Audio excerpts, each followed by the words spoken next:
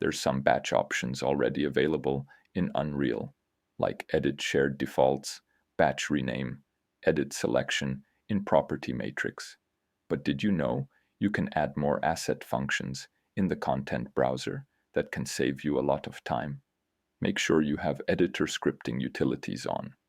Create an editor utility blueprint, asset action utility, and set the class defaults with the class you'll use. In the case of this example, blueprint actors, an example function. Change the material on the static mesh components inside of blueprints, focusing on these three blueprints for the test. First, we need to get the selected assets, run through all of them, dig deeper down until we reach the component level, and then set material, compiling the blueprint in the end to see the actions applied in the thumbnails.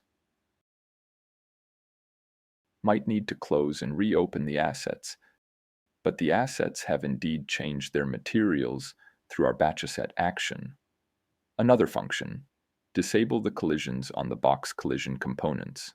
Mostly the same, but here showcasing the undo functionality.